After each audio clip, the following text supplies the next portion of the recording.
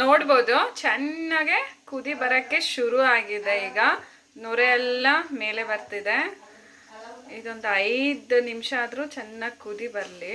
ನೋಡಿ. ನಮಸ್ತೆ, TRP Indian ಕಿಚನ್ಗೆ ಸ್ವಾಗತ. ಇವತ್ತು ಕಡಲೆ ಕಾಳು ಬಸ್ಸಾರು ಹಾಗೆ ಪಲ್ಯನ ಮಾಡ್ಕೊಂಬಿಡೋಣ. ಮೊದಲಿಗೆ ಒಂದು ಸ್ವಲ್ಪ ತೆಂಗಿನಕಾಯಿನ ಮಿಕ್ಸಿ ಜಾರ್ಗೆ ಹಾಕ್ಕೊತಿದ್ದಾರೆ. ಹಾಗೆ 2 ಈರುಳ್ಳಿ 2 ಟೊಮೆಟೊನ ಮಿಕ್ಸಿ ಜಾರ್ನಲ್ಲಿ ಹಾಕ್ಕೊಬಿಡೋಣ. ನೋಡಿ. ಹಾಗೆ 3 ಬೆಳ್ಳುಳ್ಳಿ, ಕಾಳು ಮೆಣಸು, ಜೀರಿಗೆ, ಒಂದು ಸ್ವಲ್ಪ ಹುಣಸೆ ಹಣ್ಣು ಇದನ್ನು ಹಾಕ್ಕೊಬಿಡೋಣ.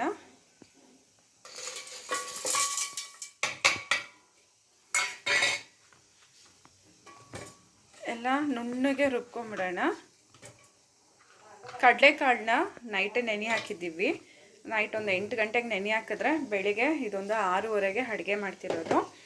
ಆದಷ್ಟು ಕಡಲೆಕಾಳು ಚೆನ್ನಾಗಿ ನೆಂದಷ್ಟು ಬೇಗ ಬೇಯುತ್ತೆ. ಒಂದು ವಿಷಲ್ಗೆಲ್ಲ ಚೆನ್ನಾಗಿ ಬೆಂದೋಗುತ್ತೆ. ಪೂರ್ತಿ ಓವರ್ ನೈಟು ನೆನೆಸಿರೋದು, ನೈಟೇ ನೆನೆ ಹಾಕಿದ್ದು. ನೈಟ್ ಒಂದು 8 ಗಂಟೆಗೆ ನೆನೆ ಹಾಕಿದ್ರೆ ಬೆಳಿಗ್ಗೆ ಇದು ಒಂದು 6:30 ಹಂಗೆ ಮಾಡ್ತಿರೋದು ಕಡಲೆಕಾಳು ಸಾರು. ಇದು ಕಡಲೆಕಾಳು ಬಸ್ಸಾರು. ಕುಕ್ಕರ್ನಲ್ಲಿ ಒಂದು ಸ್ವಲ್ಪ ನೀರು ಹಾಕಿ ಉಪ್ಪು ಹಾಕಿ ಬೇಯಕ್ಕೆ ಹಾಕ್ಬಿಡೋಣ. ಆಲ್ರೆಡಿ ಕಡಲೆಕಾಳು ಬೇಯೋದಕ್ಕೆ ಕುಕ್ಕರ್ನಲ್ಲಿ ಇಟ್ಟು ಆಗಿದೆ. ನೋಡ್ಬೋದು ವಿಷಲ್ ಬಂದು ನೀರೆಲ್ಲ ಹೊರಗಡೆ ಬಂದಿದ್ದೆ ಕುಕ್ಕರಿಂದ. ಸೊ ಇದು ಸ್ಟೀಮ್ ಹೋದ್ಮೇಲೆ ನಾನು ಇದನ್ನು ಓಪನ್ ಮಾಡಿ ತೋರಿಸ್ತೀನಿ ನಿಮಗೆ.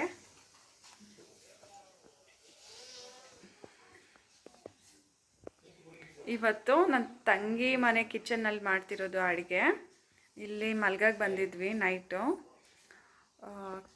ಹಾಗಾಗಿ ಇಲ್ಲೇ ಬೆಳಿಗ್ಗೆ ಬಾಕ್ಸಿಗೆಲ್ಲ ಇಲ್ಲೇ ರೆಡಿ ಮಾಡ್ಕೊಂಡು ಹೋಗ್ಬಿಡೋಣ ಅಂತ ಹೇಳಿ ಇಲ್ಲೇ ಬಂದ್ವಿ.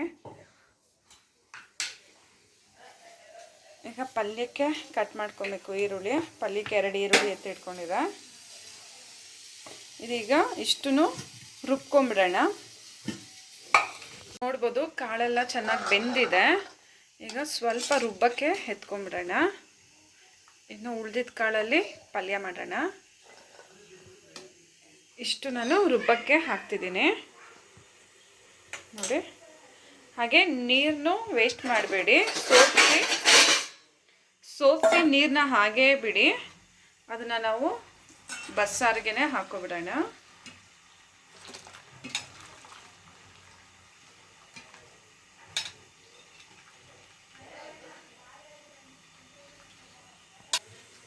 ಪಲ್ಯಕ್ಕೆ ನೋಡ್ಬೋದು ಈರುಳ್ಳಿ, ಮೆಣಸಿನ್ಕಾಯಿ ಹಾಗೆ ಸ್ವಲ್ಪ ಕರಿಬೇವು ಸೊಪ್ಪು ಇಷ್ಟಿದ್ರೆ ಸಾಕು.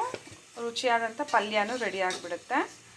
ಒಂದೇ ಸಮ ನೀವು ಕಾಳನ್ನ ಬೇಯಕ್ಕಿಟ್ಟು ಬಸ್ಸಾರು ಹಾಗೆ ಪಲ್ಯ 2 ಮಾಡ್ಕೊಂಬಿಡ್ಬೋದು. ನೋಡ್ಬೋದು ಮಸಾಲೆ ರುಬ್ಬ ಆಗಿದೆ.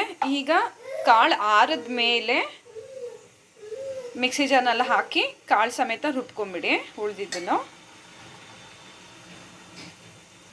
ಒಗ್ಗರಣೆಗೆ ಪಾತ್ರೆ ಇಟ್ಟಾಯಿತು. ಹಾಗೆ ಸ್ವಲ್ಪ ಎಣ್ಣೆ ಹಾಕಿದೆ. ಈಗ ಎಷ್ಟು ಬೇಕೋ ಅಷ್ಟು ಸಾಸಿವೆ ಹಾಕೊಳ್ಳಿ. ಸಾಸಿವೆ ಹಾಕಿ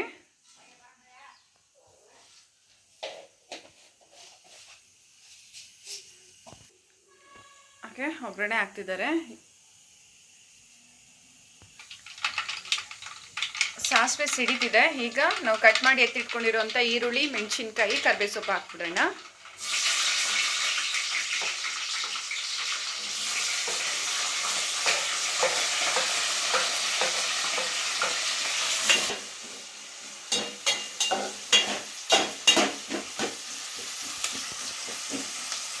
ಚೆನ್ನಾಗಿ ಫ್ರೈ ಮಾಡ್ಕೊಂಬಿಡೋಣ ಈರುಳ್ಳಿನ. ರುಚಿಗೆ ತಕ್ಕಷ್ಟು ಉಪ್ಪು ಹಾಕೊಂಬಿಡಿ. ಕಾಳು ಬೇಯಿಸುವಾಗ ಸ್ವಲ್ಪ ಉಪ್ಪು ಹಾಕಿರ್ತೀವಿ. ಈಗ ನೋಡಿ ಹಾಕೊಡಿ ಎಷ್ಟು ಬೇಕೋ ಅಷ್ಟು. ಹಾಗೆ ಸ್ವಲ್ಪ ಅರಿಶಿನದ ಪೌಡರ್ನ ಹಾಕೊಂಬಿಡೋಣ.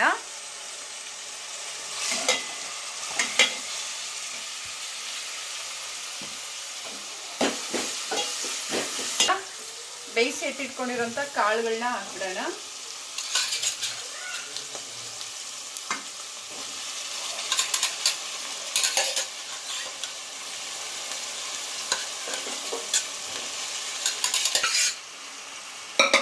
ಎಲ್ಲ ಕಾಳು ಹಾಕಾಗಿದೆ.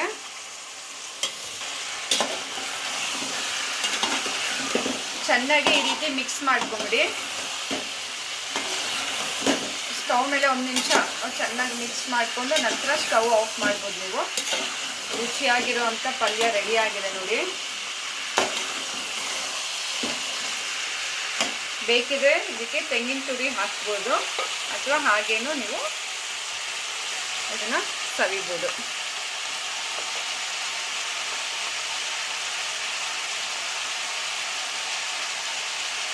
ನೋಡ್ಬೋದು ಮಿಕ್ಸಿ ಜಾರ್ನಲ್ಲಿ ಕಾಳೆಲ್ಲ ಹಾಕಾಗಿದೆ. ಈಗ ಇದನ್ನು ರುಬ್ಕೊಂಬಿಡೋಣ.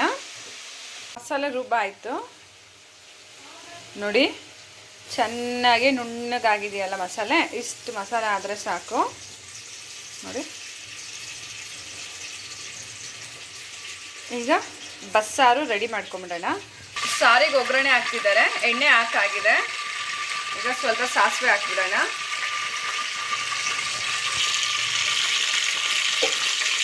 ಹಾಗೆ ಕರಿಬೇವು ಸೊಪ್ಪು ಸ್ವಲ್ಪ.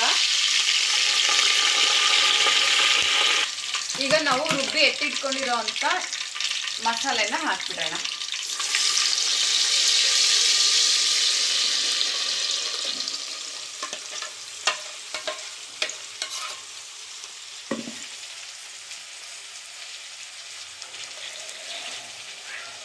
ನಾನು ಹೇಳಿದ್ನಲ್ಲ ಕಾಳು ನೀರು ವೇಸ್ಟ್ ಮಾಡಬೇಡಿ ಅಂತ, ಅದೇ ನೀರನ್ನ ಸಾರಿಗೆ ಹಾಕ್ಕೊಡಿ, ತುಂಬ ಚೆನ್ನಾಗಿರುತ್ತೆ ಟೇಸ್ಟು ಸಾರಲ್ಲಿ.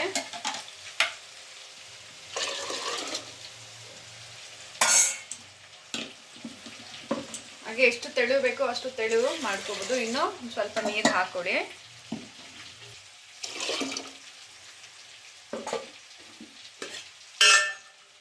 ಈಗ ಸಾಂಬಾರ್ ಪೌಡರ್ನ ಹಾಕ್ಕೊತಿದ್ದೀನಿ. ಇದು ಮನೆಯಲ್ಲೇ ಮಾಡಿರೋ ಅಂಥ ಸಾಂಬಾರ್ ಪುಡಿ.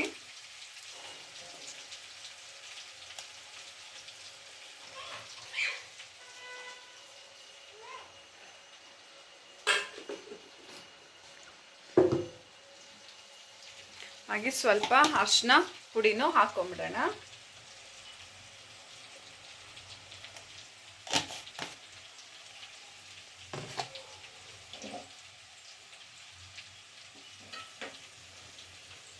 ರುಚಿಗೆ ತಕ್ಕಷ್ಟು ಉಪ್ಪು.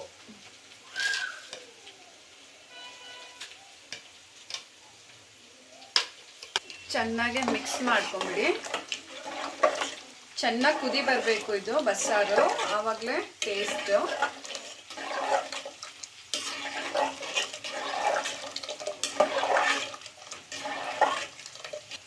ಇನ್ನೊಂದು ಸ್ವಲ್ಪ ನೀರು ಹಾಕ್ಕೊಂತಿದ್ದೀವಿ.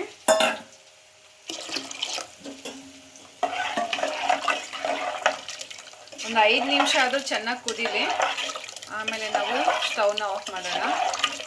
ಈ ಕಡೆ ಬಸ್ಸಾರು ಸಾರು ಒಗ್ಗರಣೆ ಆಗಿದೆ. ಇನ್ನೊಂದು ಪಲ್ಯನೂ ರೆಡಿ ಆಗಿದೆ. ನೋಡ್ಬೋದು, ಒಂದೇ ಸಮ ಸಾರು ಪಲ್ಯ ಎರಡು ಮಾಡ್ಕೊಬೋದು. ನೋಡ್ಬೋದು ಚೆನ್ನಾಗೆ ಕುದಿ ಬರೋಕ್ಕೆ ಶುರು ಆಗಿದೆ. ಈಗ ನೊರೆ ಎಲ್ಲ ಮೇಲೆ ಬರ್ತಿದೆ. ಇದೊಂದು 5 ನಿಮಿಷ ಆದರೂ ಚೆನ್ನಾಗಿ ಕುದಿ ಬರಲಿ ನೋಡಿ.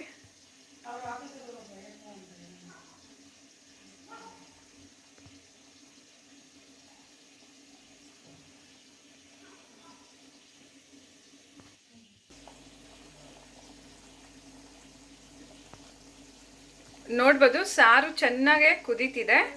ಈಗ ನಾವು ಸ್ಟವ್ನ ಆಫ್ ಮಾಡ್ಕೋಬೋದು.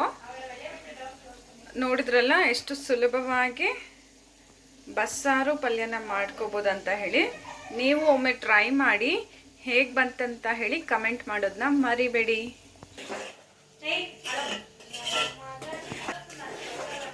ಇಲ್ಲಿ ನೋಡಿ.